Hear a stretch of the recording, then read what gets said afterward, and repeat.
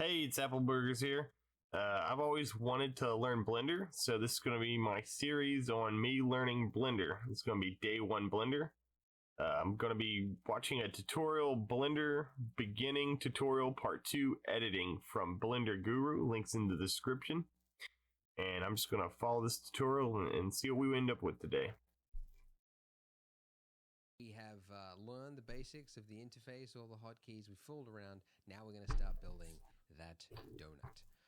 Okay, so we are going to delete our default cube, which is just the delete key, or X, which is the older shortcut.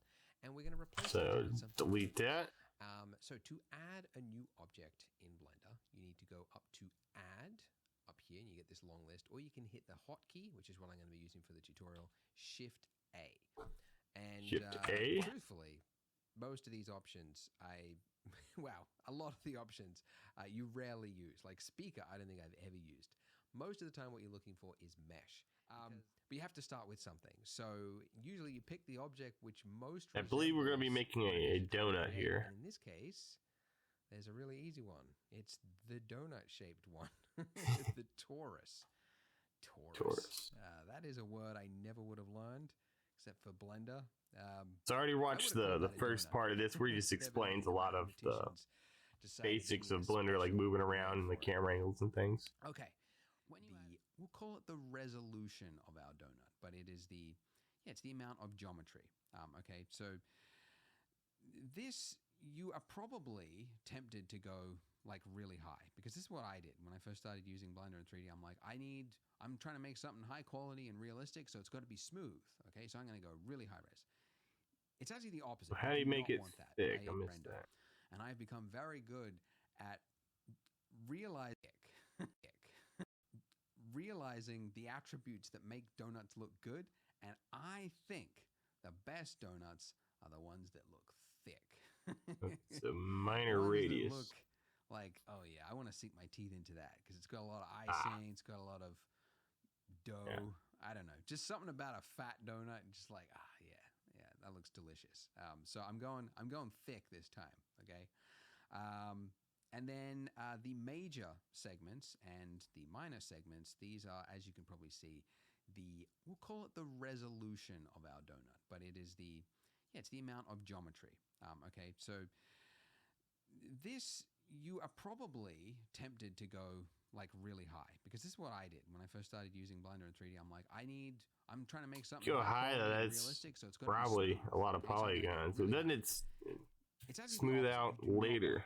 I immediately realized when I started using this is a terrible idea. For one, you can't go going back, off okay? Other programs I've messed with. When you go high, you can. If you go low, you can add other things, which is what we're going to do to make it smoother. But it's harder to go back. And also with this, okay, yeah, makes sense. It's harder to sing. Am I going to make some like dribbly bits going down it? So it's about 15, 18. Having done this a few times, I think I'm going to go with around like somewhere around 40 to 20. All right, we'll do 40, 20. Yeah, something like that. Let's go 16. 40, 16. Okay. By the way, and you would never know this, how could you if you're a beginner, but like it's also a good idea to try to keep square faces, because as a general, if you're making something organic and it's going to be smooth, if it's got rectangular faces, it can like stretch the shading and things just start to look weird. So I'm trying to keep it generally to a square face. Doesn't have to be a hard rule, but something like that. All right, let's talk about, first of all, the size of this donut, okay? Because although it looks like, what is the scale of our scene here, right? We're like looking into the distance there, like, how big is this grid floor? We don't know. It could be microscopic. It could be 500 meters. It could be landscape size. We don't know. We actually do. Okay, so each one of these grid squares here, is it 1 meter or 2? I think it's 1 meter. Hang on. Yes, it is 1 meter. Okay, so that's actually pretty big. The size of our donut is humongous. It is 3 meters by 3 meters. Okay, so if you, sorry, I didn't tell you the hotkey. N. We'll bring up your properties. Very handy, convenient shortcut. You just bring it up when you want to learn. Click on your object and then go to item, and then you can see details of your object. Okay, so it's 3 meters by 3 meters, which is like roughly like mine's 4 meters, so I got a bigger donut. By the way, speaking of that, if you are American, for my American audience, you can change your units to be Wacky Imperial, and you can get 9.9 periwinkles or whatever it is. I'll probably do that eventually, but while we're doing this tutorial, I'll stick with what he's using. Watching. All right. So this obviously needs to be much smaller. So we're going to scale it. Scaling the hotkey S. Scale it right down to the size of a donut, which I've learned is around about like the biggest size would be around about like 10 centimeters, right? Yeah, roughly. So yeah, 10 centimeters is what we're looking for. Something like that. We could have done it when we added the torus, but that was radius. And radius is like, you got to double it to make it. And I'm like, just scale it down after we make it and it'd be much easier to figure out. Okay. Now, the other thing I want to do is apply the scale because, and this is another thing you would never know if you're a beginner, but it's sort of a running joke in the 3D world. But like anytime you run into a problem with your mesh, something's not working, apply the scale. Because if your scale is wrong, other things tend to perform wrong, like modifiers and other things like that. So this scale here should pretty much always be 1 if you can, yeah, try and make it always 1, roughly speaking. So to apply your scale, you go Control A and then hit scale. Okay, so Control A for apply and then scale. And now it is 1. Nothing has changed, but it just means things will work better in the future. And I'm just doing it because I know I'll forget it, and then they'll be like in the comments, and people go, "Why is mine messed up?" And it was because of this part I didn't say hit. Anyway, all right. Okay, so how do we get rid of these jagged lines? Because that's probably your next question. How do we get rid of those? So I assume that's just setting this as the base size of the scene or whatever we're making here. I assume that's what that means. Jagged lines. There are two types of shading. So this donut is 1. Flat and smooth. So by default, it is flat. To change it to smooth, we just right click and then hit shade smooth. Okay. And when we do that, it is basically like for these faces here, it has taken, instead of treating each face separately, if they're an adjacent face, it's going to like stretch the light across. It's going to treat it as if it is one continuous face rather than 2 faces. So now you'll notice that it has not fixed the silhouette of our object. Okay. So shade smooth is a illusion. Okay. It's not actually adding any geometry, which is great because it's lightweight, it's easy to work with. It's not adding geometry, but your silhouette will still be broken or still look jagged. The only way to fix that is to add more detail. It's something that games, that's kind of the thing. If you want to look at a game and go like, I wonder how poly this thing is. Like look at the silhouette of a character or the shape of a building or something like that. And if you see jagged lines, you can basically see the mesh, like how high poly something is by the silhouette. So we can fix that with something called a subsurf operation, okay, or subdivision. And there are a few ways to do it, but the way we do it in Blender is with adding a modifier. Okay, so we click this little wrench, subdivision surface. So you click that, and you might see that it has now smoothed out ever so slightly. You can see that edge there, the jagged edge is no longer there. Or it is there, but it is less. So what a subsurf, it's called a subsurf, even though it's called subdivision. Subsurf modifier, what it is doing is and I'm going to temporarily turn this off by that little icon there, that's viewport. So if you uncheck that, it's disabling it for your viewport. And that one is for render, if you want to disable it for your render. Okay, if I set this to 2, which is what you would see.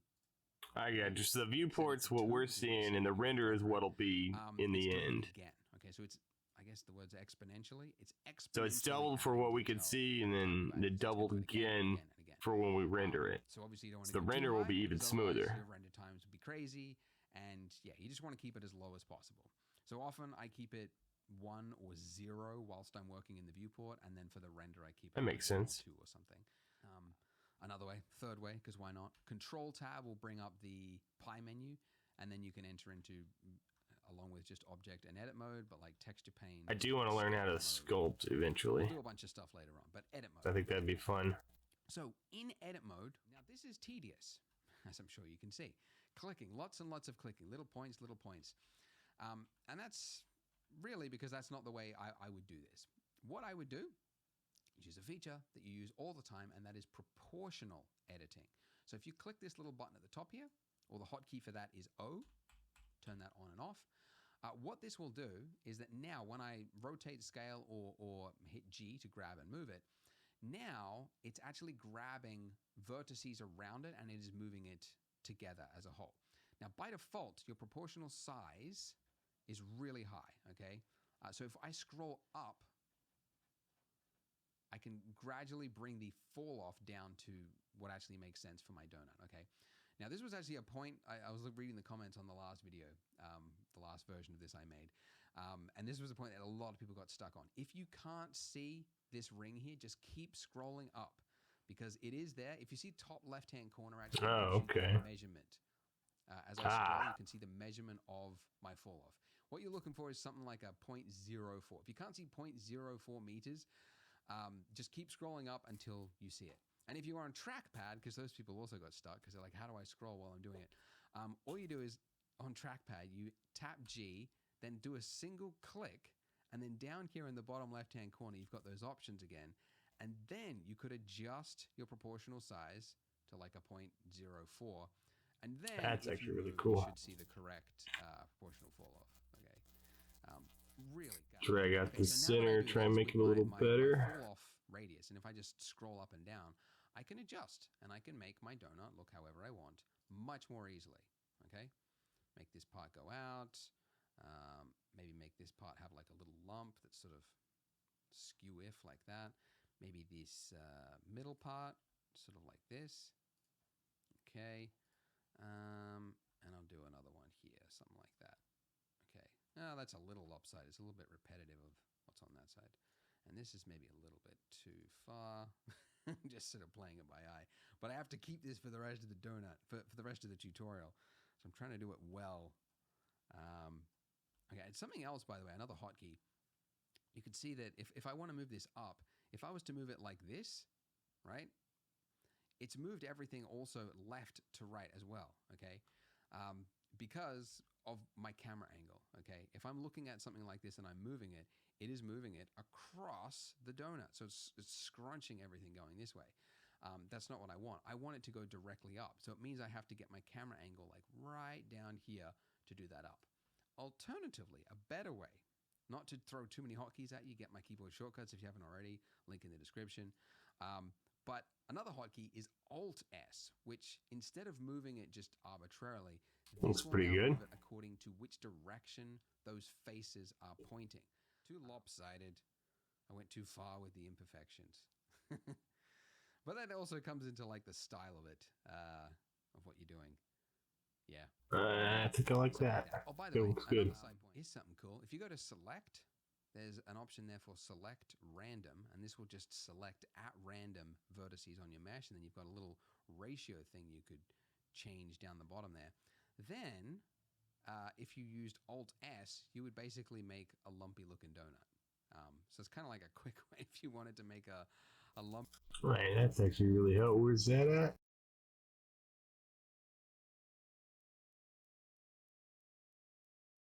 Where was that? Vertices on your mesh, and then you've got a little ratio thing you could change down. Okay, just to finish on something completely random, because why not? Just throw it in there just as a little Easter egg for those of you that made it to the end of the video. Is something cool. If you go to Select. So edit mode. Select. Select random. Ratio. Do it pretty well. And G. Go real small. A little bigger. Alright, that's actually really cool. Okay. select, there's an option there for select random, and this will just select at random vertices on your mesh, and then you've got a little ratio thing you could change down the bottom there. Then, if you used Alt-S, you would basically make a lumpy looking donut. So it's kind of like a quick way if you wanted to make a lumpy. I didn't hit Alt-S. So select random, Alt-S, G, then Alt-S. Right.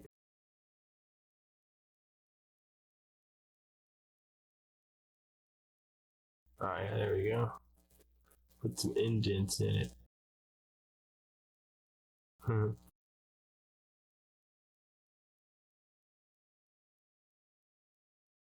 That's actually really cool. All right, I'm going to go ahead and do the next part in this video as well. Let's go ahead and go right into that. See, that one's 9 minutes. Yeah, we'll just watch this whole thing here as well. We make virtual donuts that we cannot eat.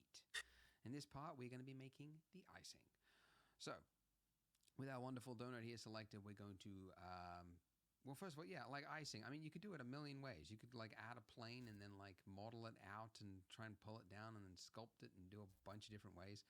The easiest way, really, whenever you're doing something, is to like try to reuse part of your mesh wherever you can. So we've already got the shape of a donut. We can duplicate our donut, shave off half of it, and then we've basically got icing. So that's what we're going to do. So enter into Oh, I see. It's actually pretty, we want to select pretty slick. donut. So if we went into, you can see that, like if we looked at it from. So I say we make the donut slightly bigger so the top half sits right on it and it perfectly meshes up this, you know, if we for the icing. You can see we're missing part of it. If we were to just drag over this right now. Yeah, it's not selecting everything. Like we've got half of our donut. However, if you moved around, you would see we're missing the other half of it. Okay? Yeah. Okay. Toggle X-ray. Yeah, I'll have to change that shortcut because I cannot use Alt Z. I can get. Let's just get that right there.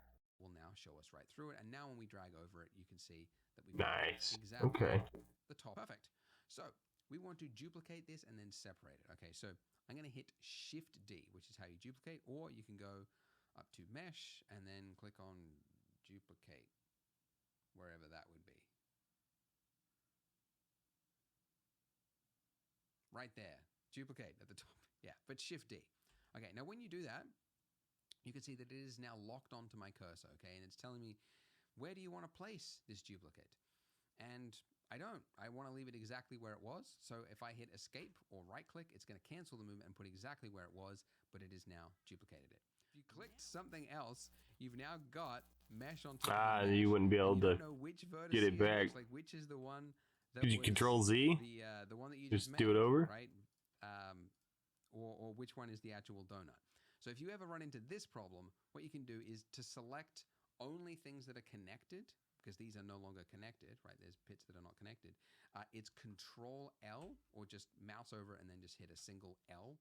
Okay, so going over here to your modifier stack again, we are looking for something called the Solidify modifier right here. There really needs to be a search function for the modifier stack, but there's just a lot here at the moment. So Solidify, okay. Now when we do this, you might not have actually really seen much change. If you went into wireframe mode, which you could do by hitting Z and then dragging to the left to go wireframe, or up here, so this is solid view mode, this is wireframe mode, okay? In wireframe mode, we're able to see just the raw mesh without any faces. You can see that it looks like a donut within a donut, but it's got thickness to it, but it is pointing it in the wrong direction. So this offset setting here from -1, we want to change that to 1. And now go back to solid view. Okay, so that is just like a doona of icing. It's a lot. So we're going to turn our thickness down to be something a little more reasonable.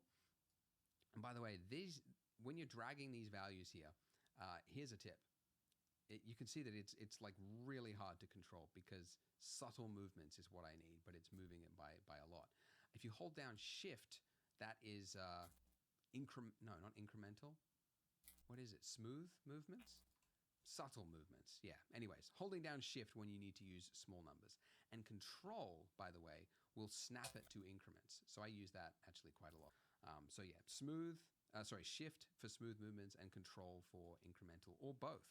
Smooth, like subtle and incremental. Anyways, all right, I'm giving you all the hotkeys and everything at once. I hope it is not too much for you. All right, I'm gonna go for like something like a 0.0015. Actually, it's pretty good. It looks kind of weird for a lot of reasons. Yeah. If we went into flat shading mode, you can see that it's basically created like a hat, a hat on our donut. Okay. And the reason for that is the order of our modifiers here. So a modifier is, what is the best way to think of it? Well, it's working from top to bottom. That's how we'll describe it. Okay, modifiers are fantastic because at any point we can change these settings. It is a non-destructive way of working. This subdivision settings that I had before, I think it's too high. So I can come in here and I can change these settings, okay? Make it lighter. If it was not, if I was to apply it or I did it a different way, I could not change those settings. Non-destructive, it is fantastic. It also means that, it's working from top to bottom. So what I want to do is move this above my subdivision, which I can do by just dragging these dots at the top here, just dragging that up. And you can see that now it's doing if I just turn that off, it's doing the thickness part first, and then it is smoothing it, which means that that edge there that was like this before is now being forced to go like this because of the subsurf, because it adds those points and then it kind of averages them out, which is, how subdiv works. There we go. Cool. So now, I don't know, now that thickness doesn't look like enough. So It's already looking like a donut with icing on top. So that's going to be, I'm going to stop there today, but that'll be day 1 with Blender. The links to these videos I just watched will be in the description, and if you've got any ideas on what I should do in the future after I finish this donut tutorial series, let me know. Anything super beginner friendly, because that's what I am. I've never opened Blender until just now.